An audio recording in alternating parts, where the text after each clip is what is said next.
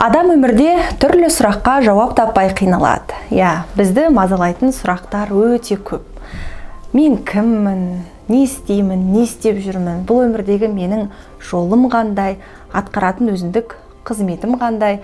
Осылай қопара беретін болсақ, біздің өмірімізде әртүрлі сауалдар санамызды түрткілеп шыға береді. Бізді мазалайтын сұрақтардың нақты жауабын табу үшін оның бір өзіндік құпия сырлар жолдары бар ғой әрине. Ал мен сізге бүгін өзіңді танып біл деген тақырыпты қозғағым келіп отыр.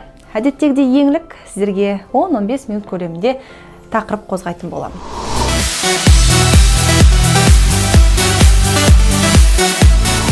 Қыздар қауымы ғана емес, жігіттердің де сана сезімін мазалайтын бірнеше сұрақтар бар шығар, Менің осы YouTube каналыма тіркелген барлық көп көрерменнің қоятын сауалы не істесем болады, көңіл күйім түсіп кетеді, негатив ойлай берем, бүйтем, сөйтем деп сұрақтарды жаудырып жатады. Енді мен не себепті бүгін өзіңді танып біл деген сұрақты қозғағым келіп отыр. Себебі өзіңді танымай жатып, өзгені тану және жұмыс жасау, осы өмірді сүру, болмаса отбасын құру, тіпті мамандық жолыңызды дұрыс таңдай білу деген ақылға сыймайды. Егер өзіңізді танымасаңыз, онда басқа жұмыстарды жасау сізге өте қатты қиынға соғады. Себебі өзіңіздің жүрек қалауыңызды білмей, көңіліңіз нені қалайтын, өмір сүрген уақытта сіз қай кезеңде бақытты боласыз, қандай сәтте сізді ерекше көңіліңізді қуаныш кернейді, жүрегіңіз қандай сәтте ерекше бір сезімге бөлінеді. Оның бәрін анықтау әрине қиын. Бұл психологиялық сұрақ, бұл бір ойланып қарайтын болсақ, философиялық сауал деп те сараптауымызға болады. Енді адамдардың барлығы бірдей емес қой, оның бойында әртүрлі мінез кездеседі. Түр әлпетімен, бір іс-қимыл әрекетімен бәлкім бір-біріне ұқсап жататын шығар, бірақ ешқандай адамның бұл өмірде көшірмесі жоқ. Демек, сіз оригинал болып туылдыңыз, көшірме болып өмірден өтуге ешбір хақыңыз жоқ. Себебі біз біреуге еліктеу арқылы өмірлік жолымыз сол екен деп ойлап қаламыз. Біреудің өміріне қызығу арқылы біз сол кісінің әдеттерін бойымызға сіңіріп, екінші сол бір адамның прототипі болып шығамыз. Яғни, қаншалықты дәрежеде сіз өзіңізді танып біліп жүрсіз? Қай деңгейде өзіңіздің ішкі меніңізбен сырласу үстіндесіз? Сіздің жүрегіңіз нені қалайды? Ал ақылыңыз, сана сезіміңіз қай бағытта жұмыс жасап жатыр? Бұл сұрақтың барлығы қазір миыңызға одан сайын бір жүк болып кеткен шығар. Себебі ойлана берсек, ойдың түбіне жетпейміз, сараптай берсек, сауалдың да нақты жауабын таппай қалуымыз, адасып кетуіміз әсте мүмкін. Бірақ құрметті қыздар, жігіттер, мен сіздерге шынымды айтайыншы, егер өзіңіздің ішкі меніңізді тыңдап, кім екеніңізді нақты анықтау үшін өзіңізді танып білуге әрекет жасап, өзіңізді зерттеуден жалықпайтын болсаңыз, онда сіз бұл өмірге тегін келмеген адам екеніңізді нақты білетін боласыз. Өмір өте береді, уақыттар сырғиды, біз минут, секунд, оның ешқайсы біздің құзырымызға еш уақытта бағынған емес. Ол өзінің уақыт өздегенін жасай береді, ал адамдар өзін егер танып білмей, сол бір өзіне беріліп тұрған қысқа ғана ғұмырда тәтті өмірді кешіп кетудің жолдарын өзі қарастырмайтын болса, біреу келіп, міне, мынау сенің тәтті ғұмырың осыны сүре ғой деп бере салмайды. Сондықтан, құрметті көрермендерім, сіздерге айтқым келетін бір нәрсе бар. Өзіңді танып біл. Неге қазір мектептерде өзін-өз тану деген пәнді оқу әдістемелік құрал ретінде шығарып, соны оқытып жатыр? Себебі өзін таппай адасып жатқан адамдардың саны қаншама? Біреуі өзінің мамандығын ұнатпайды, енді бірі алған жарын ұнатпай жатады, тіпті қарапайым өмірде жасаған таңдауларынан қателескендігін кейін барып ұғынады. Ал өмірлік қателерді біз жасап тастағаннан кейін барып ойланатын ол адами бір әрекеттер шығар бәлкім. Бірақ сіз егер өзіңізді жақсы танып білген тұлға болатын болсаңыз, өмірдегі кейбір келіп тұрған қателіктерге сіз жол бермейсіз. Мінезіңізді, қандай сәтте сіз қуанасыз, қай сәттер сізді жабырқатады, қандай ойлар сізді мазалайды, қандай адамдар сізге ұнайды, қандай тамақты жегенді ұнатасыз, кімдермен көңіл көтерген дұрыс. Қараңызшы, сұрақты қоя беріңіз, мына сауалдың шегі жоқ. Сіздің өміріңізге байланысты ол әртүрлі сұрақ болып кете береді. Сол сұрақтың барлығына отырып, бір түнде ойланып, мынадай ақ парақтарды толтырып жауап беретін болсаңыз, ол өзіңізге жасап жатқан үлкен сараптама. Біз біреуді зерттеуге уақыт құртуға өте шеберміз. Яғни, біреу бүйтіпті ғой, анау сөйтіпті ғой, мынау былай өмір сүріп жатыр, анау бүйтіп жатыр деп біреулердің сыртынан сынап, соған баға беруге өте қатты мәстүрміз. Ал егер өзімізге уақыт беріліп, өзімізге келген уақытта біз міндетті түрде адвокат рөлін сомдап кетеміз. Біз өзімізді қорғаштаймыз. Жоқ, мен үйтпесе едім, мен ондай емеспін, мен мынандаймын деп. Ал өзіңізді танып білетін адам болсаңыз, сіз өзгені де тіпті сыртынан сөз айтпақ түгіл ол адам жайлы ой пікір қалыптастыруға қорқақтайсыз. Себебі өзіңізді зерттеп жатқан уақытта сіз қаншама қырларыңызға, қандай бір жасап жатқан мінез құлқыңызға назар аудара отырып, мен мынандай адаммын ба деп өзіңіз ойланып қалған сәтіңізде сіз біреуді білмей жатып, қалай ол адамның сыртынан сараптама жасауға болады? Демек, өзін танып білген адам тіпті біреуді өсектеп, біреудің өміріне қызығушылық танытуға уақыты болмайды.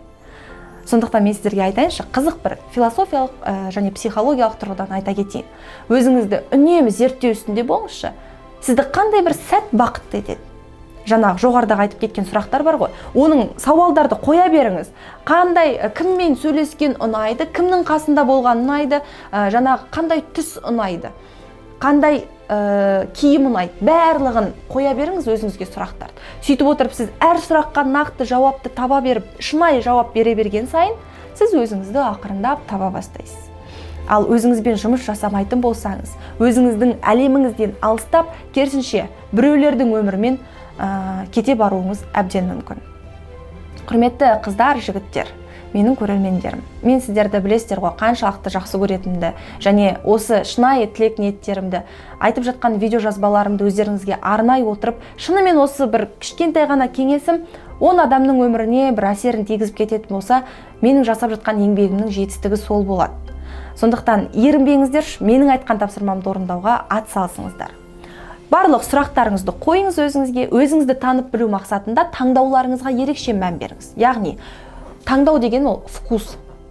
Былайша айтқанда ол сіздің вкусыңыз, өмірдегі көзқарасыңыз, сіздің ұнататын және ұнатпайтын тұстарыңыз, жақсы көретін және жаман деп білетін қасиет адамның бойындағы, немесе әдеттер, әртүрлі мінез, дәл осының барлығына үнемі асықпай сараптама жасап отырыңызшы, сіз өзіңізді танып біле бастайсыз.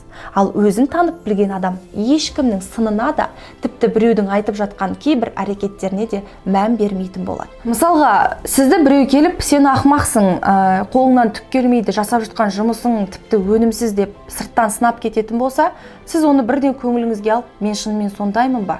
Осы неге мен қолымнан түк келмейді, осы елдердің жол болғыш, маған ғана келгенде осындай қырсық болып қалады деп өзіңізді жазғыра бастайсыз. Рас қой, Сізді біреу келіп сыртыңыздан сынап кетсінші, не болмаса сіздің бүгінгі жағып алған жаңағы макияжыңыз сізге жараспай тұр, киіп алған киіміңіздің түсі өзіңізге сәйкес келмейді деп айтса, сіз бірден көңіліңізге алып, сол бір айтқан сынды өміріңізге арнап алып, реніш ретінде қабылдайсыз. Ал сіз өзіңізді жақсы танып білсеңіз, қандай нәрсені жақсы көретініңізді анықтап алған адам болсаңыз, мен сізге айтайыншы шынымен, анау-мынау өтіп кетіп жатқан әртүрлі сынға мән бермейсіз. Мысалы, мен өзімнің сын тыңдайтын адамдарым болады, кейбір адамдардың сынын мүлде тіпті қабылдамаймын да.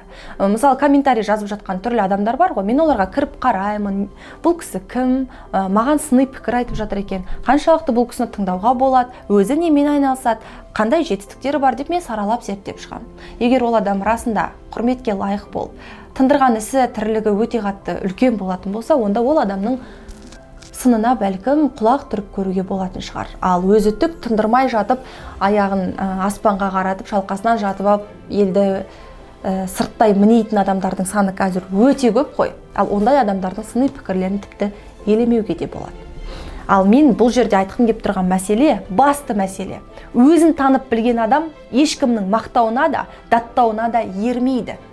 Демек, ойлап қараңызшы, біреу сізді мақтап жатыр. Біреу қандай жағдайда мақтауы мүмкін? Біреу әрине шынайы мақтауы мүмкін да, сіздің жұмысыңызға, тірлігіңізге, өзіңізге риза бол. Ал енді біреу сізге жағымпаздану үшін, болмаса сізден бір пайда керек болғандықтан, ертеңгі күні бір жұмысына сіз жарайтындықтан, былайша айтқанда көпшік қойып, өте қатты арқаңыздан қағып, мақтап, демеп отыратын адамдар болуы мүмкін. Ал қай мақтау сізге лайық, ал қай мақтау сізді өтірік, жасанды болып тұр, оны ажыратып алудың да өзіндік жолдары бар ғой. Ол тек қана өзіңізді зерттей жүріп, сіздің нақты кім екеніңізді өзіңіз білген уақытта ғана ешкімнің мақтауына да даттауына да сенбейсіз. Ал біреу сізді жамандап жатыр делік, әртүрлі сыни пікір айтты жаңағыдай. Сіз егер де өзіңізді зерттеп танып білген адам болатын болсаңыз, онда анау-мынау сынға сіз дес бермейсіз. және ол сіздің өмір сүруіңізге өте қатты өзінің жағымды әсерін сыйлайтын болады. Негатив қайдан келеді? Жаман ой, пікір қайдан бізге жұғады? Оның барлығы бізге сырттан келген жаман сөздер, бізді сынап мінеген әртүрлі адамдардың айтқан пікірлерінен келіп біздің бойымызда орнығып алады да, біз соған сенеміз де, сол бір комплекс бойымызда қалыптасып, сол айтқан адамның сөзіне сеніп жүреміз. Ал егер шын мәнісінде өзін танып білетін адам болса, ол ешкімнің сөзіне ермейді, ешқандай айтқан мақтауға да, даттауға да сенбейді. Айдағанға көнеді, айтқаныңа сенеді деп жүретін адамдар, олар өзін өзі танып білмейтін, мақтасаң семіре беретін, даттасаң керісінше өшіп қалатын, өзін өте қатты төмен сезініп кететін, сондай адамдардың қатары бар. Сіз қай адамның қатарында өмір сүргіңіз келеді? Өзін танып білетін, мақсаты айқын, өзінің бойындағы мінезін қай кездерде құбылып тұратын, қандай сәтте бақытты сезінетін, эмоция қашан келетін, бәрін сезініп білетін адам, ол анау-мынауға шынымды айтайын, мен жылап жатып қалып біреу бірдеңе деп айтты деп қайғырып кетпейді. Салы суға кетпейді, қайғырмайды, және бір сын пікірлерге бола өзін тастап жібермейді. Ал біздің өмірімізде қаншама жетістікке жету үшін, армандарымызды орындау үшін, жұмысымызды сапалы жасау үшін бізге үнемі мотивация керек, шабыт керек. Ал оны қайдан аламыз десеңіз, өзін мақтап білетін, өзінің бүкіл қарым-қабілетін, потенциал, яғни ішкі стержень, ішкі барлық қабілетін өлшеп біле алатын адам, ол арманына жететініне 100% сенімді болады. Мен мысалы айтам, еңлік ол мұзды жарып шыққан гүл. Сен өзіңнің діттеген мақсаттарыңа жетесің. Себебі деймін да, өзімді зерттеген, өзім бұрын соңды жасап кеткен жетістіктерімді еске ала отырып, бойымдағы өзім жақсы көретін қасиеттер тізімін жазып шығамын. Ол маған бірден өзімнің бағамды арттыруға көмек береді. Сондай-ақ өзімді танып, өзіммен жұмыс жасау, сараптау, анализ жасауға өте қатты жаңа қолғабыс болады. Ал өзім көп мынандай ақпараттармен жазып, столымның үстінің барлығы осындай жазу, қолмен жазған ұнатам. Осындай жазып қойған әрбір нәрселерімді мен міндетті түрде қарап, өзіммен жұмыс жасағанды қатты жақсы көремін. Бос уақыт пайда болып қалды ма, сол уақыт аралығында оны сіз өзіңізге арнаңызда бірден ойлаңыз. Адам өзінің сыртқы бет әлпетіне, жарасымды киім үлгісіне, стиліне мән беру керек, ол біздің сыртқы әлеміміз. Одан кейін жақсы көретін кітабына, киносына, музыкасына, араласатын ортасына өте қатты ден қою керек. Бұл да оның талғамын айқындайды. Одан кейін ол адамның ішкі әлемі, яғни жан дүниесі қандай, ол нені жақсы көреді, соны анықтау керек. Сосын барып сіз өмірлік мақсаттарыңыз бен жетістіктеріңізді нақты білетін адам болу керексіз. Міне осы бар болған 4-5 нәрселерге ғана сіз нақты жауап беретін болсаңыз, мысалы, маған қандай түс жарасады, қалай боянған дұрыс, қандай стиль жарасады, шаш үлгім қалай болып тұру керек, менің мінезім қандай, мен қай кезде ашуланам, қай кезде қатты қуанам, мені бақытты ететін сәттер қандай, мен қандай жұмысты жасаған кезде шынайы ләззат аламын, қай ісім менің өте сапалы болып аяқталады, қай кітапты оқығанда мен шабыттанам, қандай әуенді естіген кезде менің көңілімді қуаныш кернейді. Міне, осылай жалғастыра беріңіз, өзіңізді қопара беріңіз, сөйтіңіз да оны жазыңыз, жазғаныңыздың барлығын компьютерге теріп түсіріп қойыңыз, сөйтіп жинай беріңіз. Міне, сіз туралы нақты фактілер жиынтығы бар, және сіз өзіңізді танып білетін адам есебінде өзіңізбен жұмыс жасауыңыз және біреуге таныстыру мақсатында да оңайға соғады. Ал эмоциясын білмейтін, не істеп жүрген өзі білмейтін, не қалайтын түсінбей жатқан адамдар өкінішке орай кез келген тұста жеңіліп жатады. Біреудің айтқанына жаңағы сеніп жүретіндігі бар, сосын жұмысынан еш уақытта нәтиже көрмей көңіл күй түсе беретін болады. Біреумен ұрсып жатқан уақытта өзін контрольда ұстай алмайды, яғни өзін бақылай алмай қалады. Бірден ашу бетіне шығып, біреуді төсінен алып, бетіне шауып, жаман әрекеттер көрсетіп кетеді. Ал өзін танып білетін адам өз эмоциясын басқарады, өзімен жұмыс жасайды, біледі, сабырлыққа бой алдырады. Сондықтан достар, біреуді зерттеумен емес, өзімізді зерттеумен айналысайықшы. Барынша өзіңізге көңіл қойып, уақытыңыз босай қалды ма, нені жақсы көресіз, соған жауап беріп, және өзіңіздің сүйікті ісіңізбен айналысуды естен шығармаңыз. Себебі өмір біреу ғана, ал мүмкіндіктер шексіз. Мен айтқым келетін ең бір қорытынды сөзім, сіз бұл өмірге жалғыз адам болып келдіңіз ғой, демек сіздің бұл өмірде көшірмеңіз жоқ. Демек қысқа ғана өмірде өзіңізді зерттеу арқылы, өміріңізді таңғажайып етіп, кереметтей, сондай бір өзіңіз жүрекпен қалайтын тәтті ғұмырдың иесі атаныңызшы. Ал ол сіздің өзіңіздің қолыңызда. Демек, барлық ішкі мінезіңіз, сыртқы әлеміңіз, бар қарым қабілетіңізді анықтау ешқандай психологтың, бизнес тренердің, кеңесшілердің, басқа да бір ақылгөй, данагөй қазір ақылшылардың емес, өзіңізге жасаған анализіңіз ғана нақты фактілерін беретін болады. Бүгінге осы, келесі менің видео жазбамда жүздескенше. Рахмет.